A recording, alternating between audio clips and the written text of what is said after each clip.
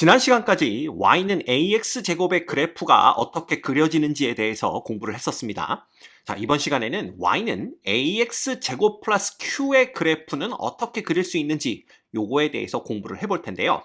자, 이걸 설명하기 위해서 제일 간단한 예로 y는 x제곱과 y는 x제곱 플러스 3을 비교해서 설명을 드리도록 하겠습니다.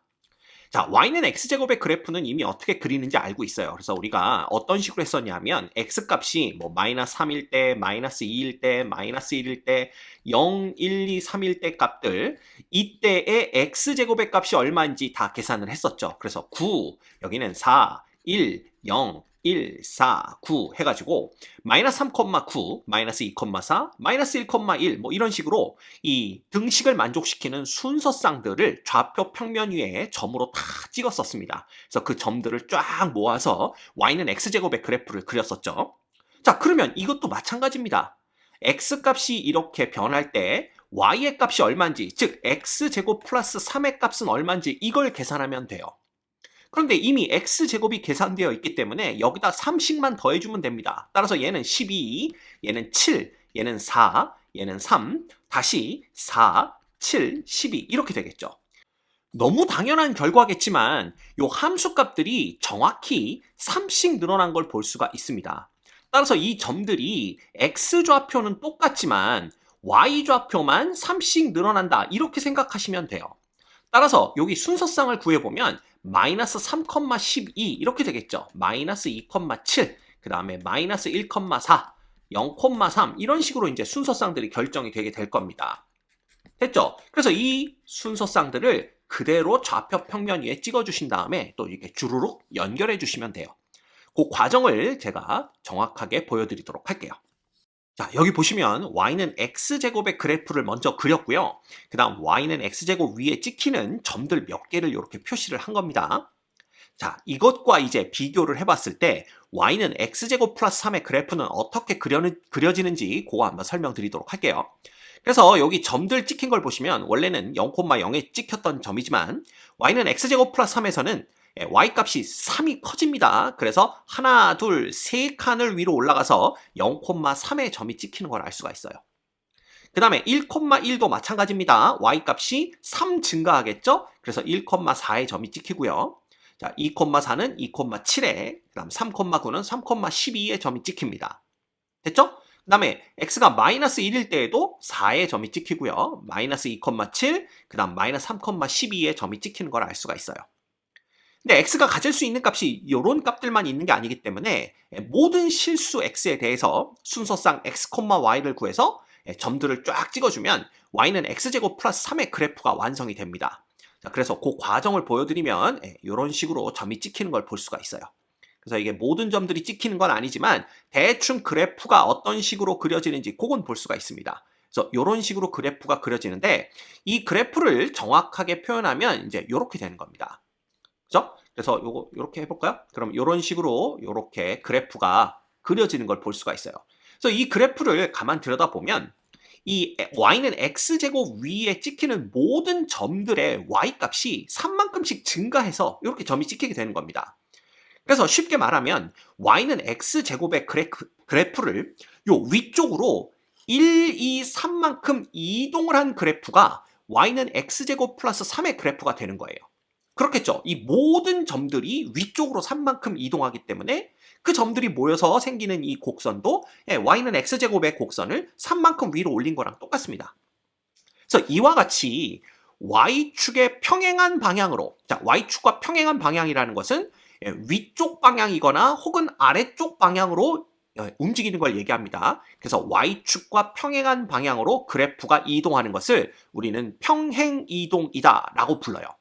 뭐 혹은 x축과 평행한 방향, 즉 오른쪽이나 왼쪽으로 그래프가 이동하는 것도 평행이동이다 라고 부르게 됩니다. 따라서 y는 x제곱 플러스 3의 그래프는 y는 x제곱의 그래프를 y축의 방향으로 3만큼 평행이동한 그래프가 되는 거예요. 용어의 뜻을 이해하셨죠? 자, 그러면 y는 x제곱 마이너스 3의 그래프는 어떻게 그려질까요? 그럼 y는 x제곱의 그래프보다 y값이 3만큼 감소합니다. 즉 3만큼 작아지기 때문에 이 전체 그래프가 아래쪽으로 3만큼 내려오는 걸 볼 수가 있어요. 그래서 실제로 이 그래프를 그려보면 이런 식으로 이렇게 그려집니다. 이 파란색 그래프가 y는 x제곱 빼기 3의 그래프예요. 그래서 y는 x제곱의 그래프가 y축의 방향으로 마이너스 3만큼 평행 이동했다. 이렇게 표현하면 되는 겁니다. 그래서 양수만큼 평행 이동하게 되면 y축의 방향으로 양수만큼 평행 이동하면 위쪽으로 이동하는 걸 얘기하고요. y축으로 음수만큼 평행 이동하면 아래쪽으로 평행 이동하는 걸 얘기하게 됩니다. 됐죠? 그러면 이 평행 이동이 어떤 건지 여러분들 개념이 잡혔을 겁니다. 자, 정리를 하면 y는 ax제곱 플러스 q의 그래프는요. y는 ax제곱의 그래프를, 자, 이 그래프는 이미 우리가 그릴 줄 압니다. y축의 방향으로, y축의 방향이라는 것은 y축과 평행한 방향, 즉 위쪽이나 아래쪽 방향으로 q만큼 평행 이동한 것이다. 이렇게 보시면 돼요. 자, 그러면 대충 그래프 한번 그려볼까요? 그러니까 y는 ax제곱의 그래프를 그릴 줄 압니다. 그래서 일단 a가 0보다 큰 경우를 생각한다면 얘는 원점을 지나면서 아래로 볼록한 이런 곡선인데 이 곡선이 y축 대칭인 형태를 띠겠죠. 이런 식으로 요 y는 ax제곱의 그래프가 그려지는데 예를 들어 q가 양수라면 이 그래프가 위쪽으로 이렇게 평행 이동해서 그려지는 걸 볼 수가 있고요. 그죠? 요거는 그냥 q가 양수일 때다 이렇게 쓸까요? q가 양수일 때 이렇게 되는 거고 q가 음수라면 이 곡선이 아래쪽으로 이렇게 이동해서 그려지는 걸 볼 수가 있습니다. 이건 q가 음수일 때다 이렇게 보시면 돼요. 됐습니까? 네, 간단합니다. 이거 그래프를 대충 막 그렸지만 대충 위쪽 혹은 아래쪽으로 이동한다 이것만 알고 계시면 돼요. 자, 또한 y는 ax제곱의 그래프에서 원래 이 꼭지점이 원점이었습니다. 그러면 y는 ax제곱 플러스 q의 그래프의 꼭지점은 어디가 될까요? 당연히 이 꼭지점도 q만큼 평행 이동을 합니다. 따라서 요점 꼭지점이 되고요. 혹은 요점이 꼭지점이 되겠죠? 근데 이 꼭지점의 좌표는 뭐가 되냐? 당연히 원점을 y축의 방향으로만 q만큼 평행 이동했으니까 이때 꼭지점은 0, q가 된다라는 걸 알 수가 있어요.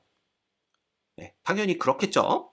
자, 그에 반해서 이 y는 ax제곱 플러스 q 그래프의 축, 즉 대칭축은 어떻게 되느냐라는 건데 축은 변화가 있을까요? 없을까요? 없습니다. 여전히 y축에 대해서 좌우가 대칭이에요.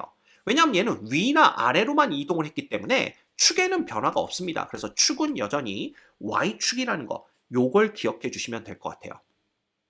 됐죠? 자, 그러면 어떤 학생이 선생님 A가 음수인 경우도 마찬가지인가요?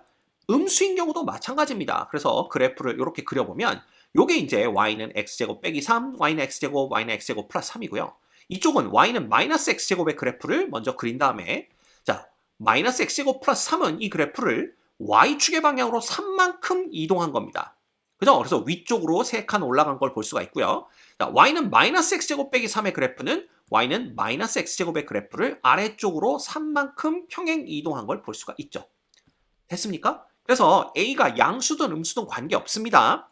플러스 q가 붙었다면 y축의 방향으로 q만큼 평행 이동했다라고 생각하시면 돼요. 아셨죠?